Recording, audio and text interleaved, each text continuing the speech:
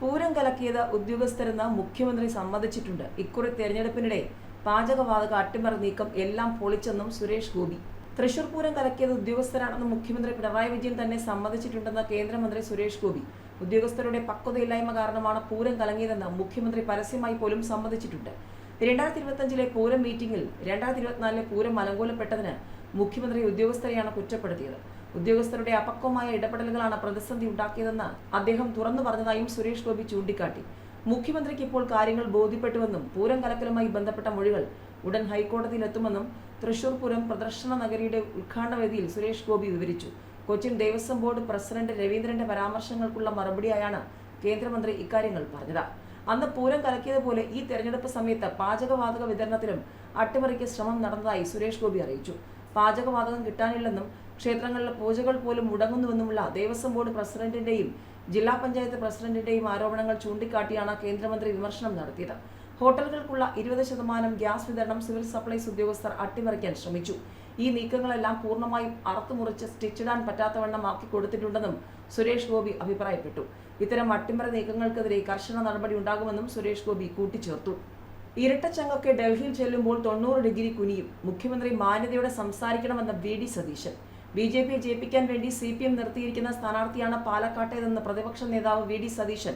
കോൺഗ്രസ് 18,000 വോട്ടിന് ജയിച്ച സീറ്റാണ് പാലക്കാട്. രണ്ടാം സ്ഥാനത്ത് BJP ആയിരുന്നു. പരിതാപകരമായ അവസ്ഥയിലായിരുന്നു CPM. അവിടെ ഏറ്റവും ദുർബലനായ സ്ഥാനാർത്ഥിയെ നിർത്തി UDFന് കിട്ടേണ്ട വോട്ടുകൾ വിഭജിക്കാനുള്ള പരിപാടിയാണ് LDF നടത്തുന്നതെന്ന് അദ്ദേഹം പറഞ്ഞു. മനഃപൂർവ്വമായി BJPയെ ജയിപ്പിക്കാൻ വേണ്ടി CPM നിർത്തിയിരിക്കുന്ന സ്ഥാനാർത്ഥിയാണ് പാലക്കാട്ടേത്. അതിനു പകരമായി ഇവർ തമ്മിൽ കച്ചവടമുണ്ട്. BJP CPM സഖ്യമുള്ള 10 സീറ്റുകളിൽ UDF പ്രത്യേകമായി ശ്രദ്ധിക്കുന്നുണ്ട്. ആ 10 സീറ്റുകളിലും CPM ദുർബലമായ അവസ്ഥയിലായതുകൊണ്ട് BJPയെ ജയിപ്പിക്കാൻ ശ്രമിക്കുകയാണ്. എറണാകുളം ജില്ലയുടെ കിഴക്ക് ഭാഗത്ത് മാത്രമുള്ള 2020 എവിടെയൊക്കെയാണ് സ്ഥാനാർത്ഥിത്വം നൽകിയിരിക്കുന്നത്. NDAയിലെ ദുർബലരായ ഘടകകക്ഷികൾക്ക് പലയിടത്തും സീറ്റ് നൽകിയിരിക്കുകയാണ്. പരസ്പരമുള്ള കൈമാറലാണിതെന്നും VD സതീശൻ പറഞ്ഞു. കോൺഗ്രസ് നാണംകെട്ട പാർട്ടിയെന്ന BJP അധ്യക്ഷൻ രാജീവ് ചന്ദ്രശേഖരന്റെ പരാമർശത്തിനും സതീശൻ മറുപടി നൽകി. അദ്ദേഹത്തെ പോലെ ഒരാൾ അങ്ങനെ പറയാൻ പാടില്ല. കോൺഗ്രസ് ഇന്ത്യയിലെ പ്രതിപക്ഷവും രാജ്യത്തിന് സ്വാതന്ത്ര്യം നേടിത്തന്ന പാർട്ടിയുമാണ്. ആ കോൺഗ്രസിനെ നാണംകെട്ട പാർട്ടിയെന്ന് രാജീവ് ചന്ദ്രശേഖർ പറയാൻ കാരണം രാഷ്ട്രീയം അറിയാത്തതിനാലാണ്. അദ്ദേഹം ബിസിനസ്സുകാരനാണ്. ആകാശത്ത് നിന്ന് നൂലിൽ കെട്ടിയാണ് BJP അദ്ദേഹത്തെ കേരളത്തിൽ ഇറക്കിയത്. 3 തവണ രാജ്യസഭാംഗമായപ്പോഴും രാജീവ് ചന്ദ്രശേഖർ BJP ടിക്കറ്റിലല്ല മത്സരിച്ചത്. അതൊന്നും എന്നെ കൊണ്ട് പറയിക്കരുത്. ആകാശത്ത് നിന്ന് നൂലിൽ കെട്ടിയിറക്കിയ ബിസിനസ്സുകാരൻ കോൺഗ്രസിനെ രാഷ്ട്രീയം പഠിപ്പിക്കേണ്ടെന്നും പ്രതിപക്ഷ നേതാവ് കൂട്ടിച്ചേർത്തു. മുഖ്യമന്ത്രി നൽകുന്ന അഭിമുഖങ്ങളിൽ നല്ല വാക്കുകൾ ഉപയോഗിക്കുന്നുണ്ട്. പണ്ട് NK പ്രേമചന്ദ്രനെ പരനാറി എന്ന് വിളിച്ചു. ഇപ്പോൾ മുഖ്യമന്ത്രിയുടെ സഹയാത്രികനായിരുന്ന സീനിയർ കമ്മ്യൂണിസ്റ്റ് നേതാവായ G സുധാകരനെ ചെറ്റത്തരം എന്ന വാക്ക് ഉപയോഗിച്ചാണ് വിശേഷിപ്പിച്ചത്. മുഖ്യമന്ത്രി സ്ഥാനത്തിരുന്നു കൊണ്ട് ഉപയോഗിക്കാൻ പാടില്ലാത്ത വാക്കുകൾ ഉപയോഗിച്ച് സ്വയം തരം താഴുകയാണ്. പൊതുരംഗത്ത് നിൽക്കുന്നവർ കുറെ കൂടി മാന്യതയോടെ സംസാരിക്കണം.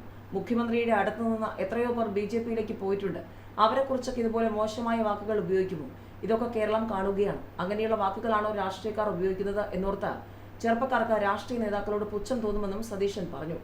അവളോടൊപ്പമാണെന്ന് അടിക്കുറിപ്പോട് കൂടിയ കപ്പാണ് മുഖ്യമന്ത്രി ഉപയോഗിച്ചത്. കപ്പിൽ ചായയാണോ കാപ്പിയാണോ വെള്ളമാണോ കുടിച്ചതെന്ന് അറിയില്ല. മുഖ്യമന്ത്രി ആ കപ്പിൽ കുടിച്ചതിന് ശേഷം അദ്ദേഹത്തിന്റെ ഓഫീസിൽ നിന്നും എല്ലാ മാധ്യമ ഓഫീസുകളിലേക്ക് വിളിച്ചു. മനോഹരമായ വാക്കാണെന്നും അവളോടൊപ്പം എന്നതിന്റെ പ്രതീകമാണ് അതെന്നും മുഖ്യമന്ത്രിയുടെ PR സംഘം പറഞ്ഞത്. ആ കപ്പുമായി മുഖ്യമന്ത്രി നിൽക്കുന്നത് കണ്ടപ്പോൾ എനിക്കും ഇഷ്ടം തോന്നി. പക്ഷേ ഇപ്പോൾ മുഖ്യമന്ത്രി പറയുന്നത് അവളോടൊപ്പമല്ല അവനോടൊപ്പമാണെന്നാണ്. കപ്പറിയാതെ പിടിച്ചുപോയതാണെന്നും വീട്ടിൽ നിന്നും കൊടുത്തു വിട്ടതെന്നുമാണ് മുഖ്യമന്ത്രി പറഞ്ഞതെന്നും സതീശൻ കൂട്ടിച്ചേർത്തു. ഇരട്ടച്ചങ്കൊക്കെ ഡൽഹിയിൽ ചെല്ലുമ്പോൾ 90 ഡിഗ്രിയിൽ കുനിയുമെന്നും അവിഹിതമായ ബന്ധമാണ് BJPയുമായെന്നും അതൊന്നും തങ്ങളെ ബാധിക്കില്ലെന്നും അതിനെല്ലാം മറികടന്ന് ജനങ്ങളുടെ പിന്തുണയിൽ UDF അധികാരത്തിലെത്തുമെന്നും ഈ സർക്കാരിനെതിരെ അതിശക്തമായ ജനവികാരമാണ് സംസ്ഥാനത്തുള്ളതെന്നും VD സതീശൻ പറഞ്ഞു.